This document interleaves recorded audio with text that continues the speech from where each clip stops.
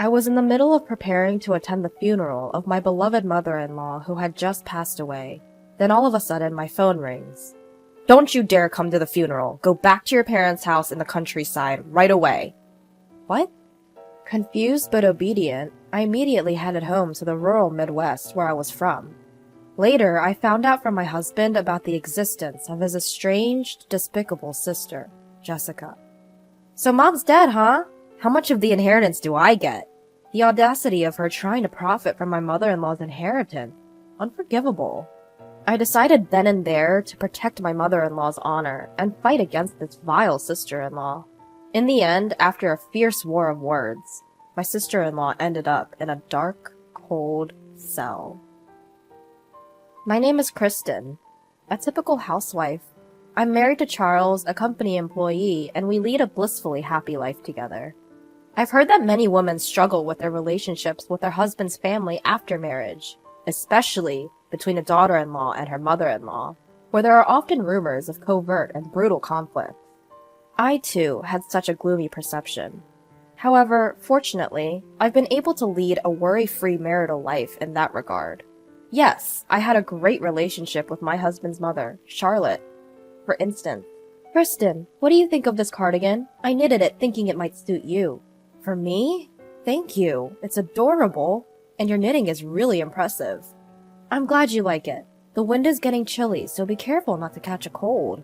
"Absolutely. Hey, if it's alright with you, could you teach me how to knit sometime?"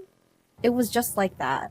Charlotte's smile was always filled with warmth and kindness. I owed her so much. She had even helped us financially at times. I loved my gentle mother-in-law and considered her like a second mother. But then, "Kristen, Mom passed away in the hospital." I received the news of Charlotte's death just the other day. I was shocked by her passing, and for a while I could hardly eat anything. But I guess that's reality, and I have to accept it.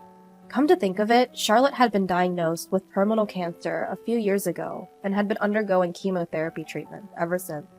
It must have been a really tough fight. Whenever I visited her, Charlotte always greeted me with a smile. Surely she was doing her best not to worry us. I couldn't stand around just crying for her. I decided to send her off with a smile. With that in mind, I was getting ready to attend my mother-in-law's funeral, which was to be held at my husband's family home. Then, all of a sudden, my cell phone, sitting on the table, started ringing. Curiously, I checked my phone and saw my husband's family's number displayed on the screen. My husband had gone ahead to prepare for the ceremony. Maybe he'd forgotten something. I casually picked up the phone and put it to my ear. However, "Kristen! Don't come to the funeral. Go back to your parents' house in the countryside right away." My husband's frantic voice echoed from the phone. "Wait, what? You want me to go back to my parents' house? Why are you in such a panic?" "Sorry, we had a bit of a problem at the venue. I'll explain everything once we meet up." Naturally, I was confused by my husband's words. What on earth was he talking about when he said problem? And I'd never seen him so flustered before. "Alright, calm down.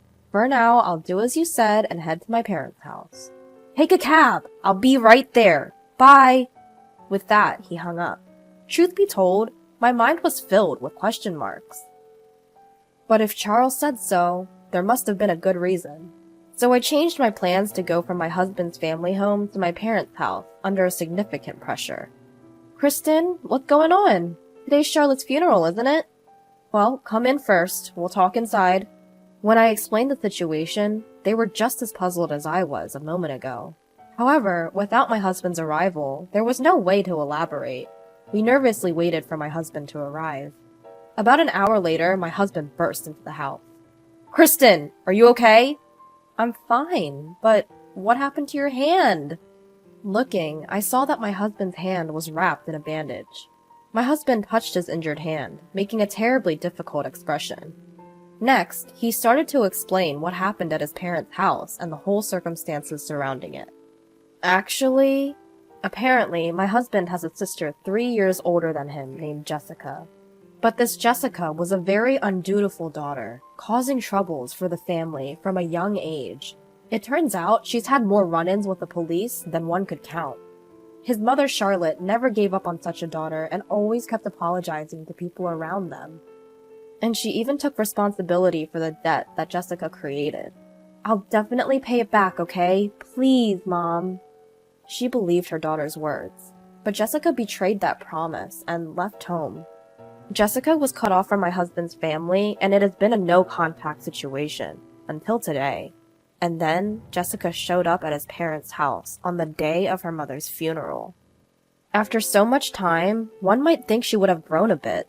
However, the words that came out of Jessica's mouth were, "So Mom's dead, right? How much of the inheritance can I get?" Of course, my husband was furious with her attitude. Was that the first thing to say after their mother's death? He went on to angrily tell his sister that she was disinherited a long time ago.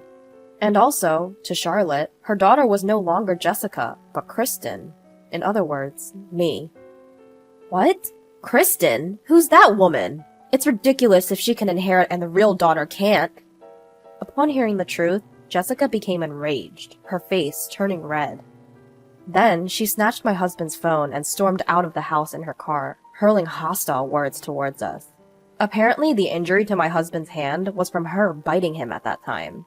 I remotely locked the phone right away, but it seemed she might have found out our house location and Kristen's face from the contact list and photos.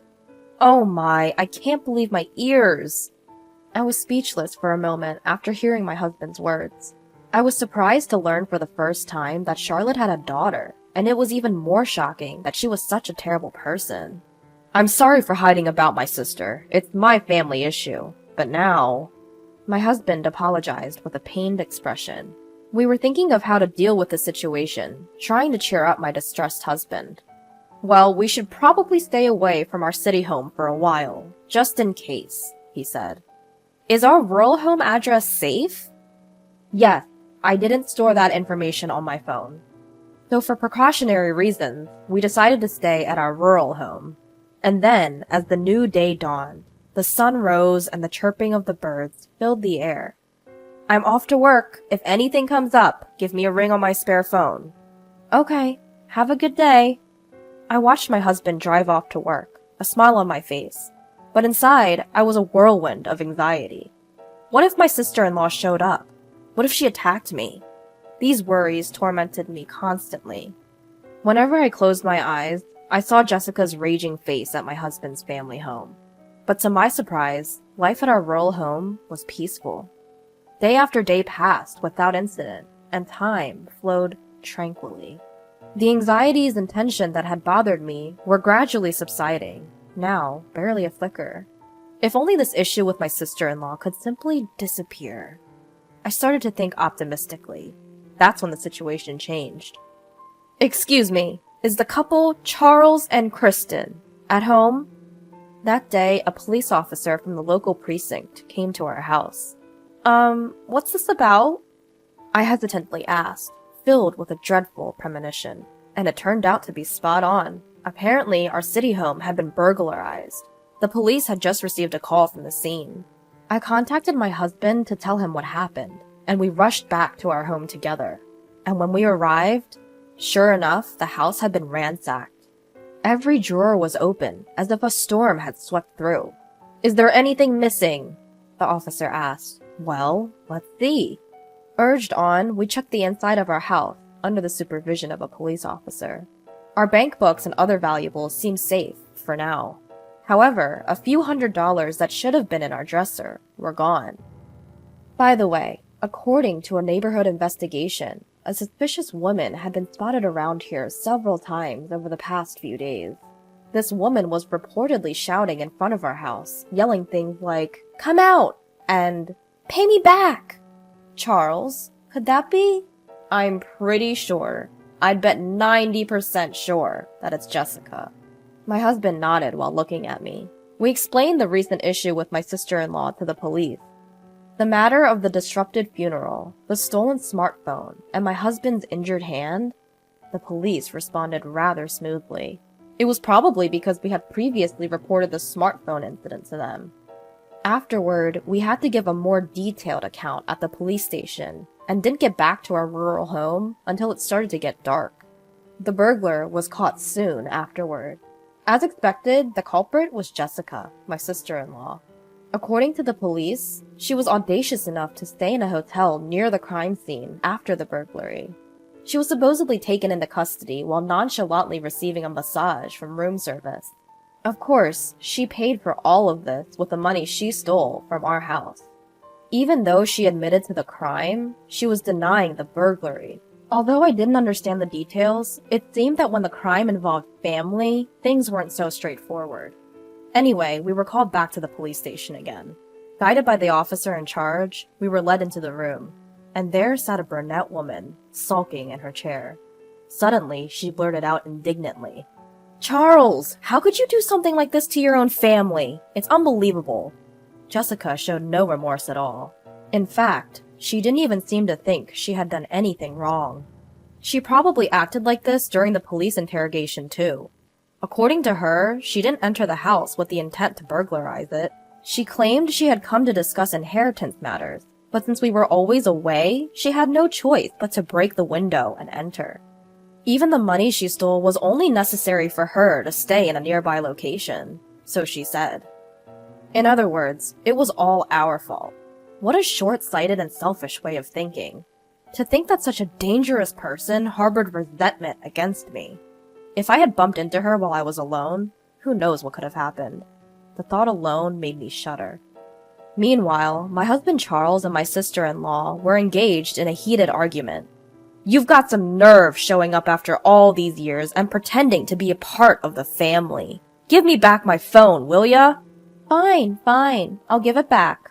You locked it right away so I couldn't even use it properly. Just like you, huh? Besides, family is family, isn't it? Both Mom and I cut ties with you a long time ago. That means you have no business with her inheritance. Oh, about that. Leaving all her money to a stranger's daughter instead of her own. Was the old hag out of her mind or what? Please, stop saying such disgraceful things. Before I knew it, I found myself shouting. I couldn't stand her disrespecting Charlotte. But Jessica shot back, glaring at me and sounding quite annoyed. "You're that Kristen woman, right? The one who stole the inheritance that was supposed to be mine." "No, I didn't steal anything. I mean, what do you mean?" With that, Jessica started bearing down on me. I hate to admit it, but her intense stare had me frightened. I lost the words I was about to say. Jessica seemed to see right through me, snorted, and began to laugh, looking as if she had just won a victory. At that moment, the police officer sitting with us coughed lightly and stepped in.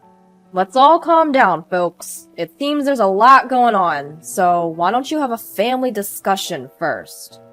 He must have decided it was a family matter from our exchange. "We can discuss the matter of the charges and everything else later," he said, bringing the situation under control. Later on, we set up a formal discussion at our in-laws' home. In a living room covered with carpet, Charlotte's relatives gathered around a large table. In the midst of this tense atmosphere, it was Jessica who spoke first. "If you give me my share of the inheritance, I'll let all the past rudeness slide. You should be grateful to generous me." Jessica was still as arrogant as ever. Well, it was to be expected.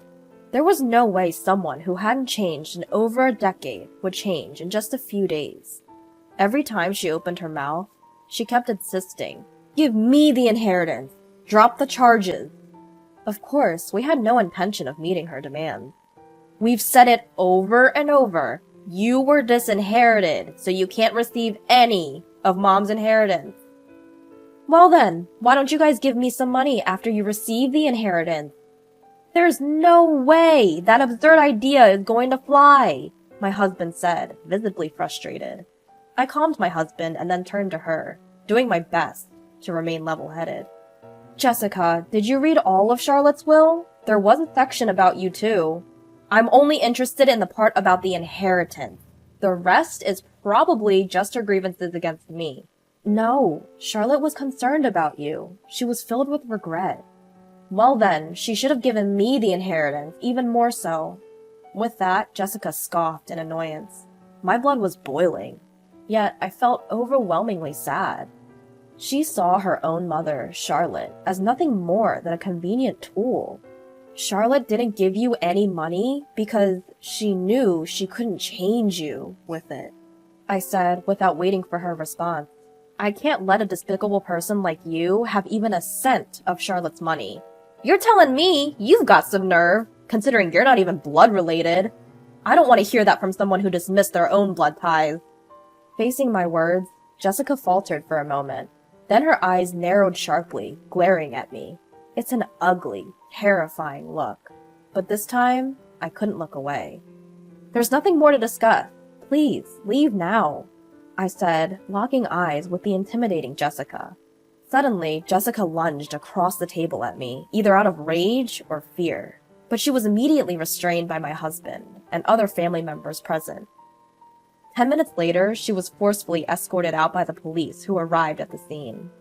All the while, she continued spouting off insults, but by the time she was put into the patrol car, she had completely lost her spirit, slumping her shoulders. Afterwards, I heard Jessica ended up in prison. Our report of the incident had been officially accepted. Apparently, Jessica had a large amount of debt from loan sharks. It seemed that her obsession with Charlotte's inheritance was due to this hidden circumstance. Regardless, she is expected to lead a miserable life, never to see the light of day again. She just doesn't understand a parent's love. She made her bed, now she has to lie in it. We were reflecting on the recent events in our home, which was finally neat and tidy again, after a long time. As my husband offered incense in front of my mother-in-law's portrait, he said, "I was surprised, Kristen, to see you argue so bravely." Well, that's because I read mother-in-law's will again. The truth is, I had read my mother-in-law's will again the day before talking with my sister-in-law.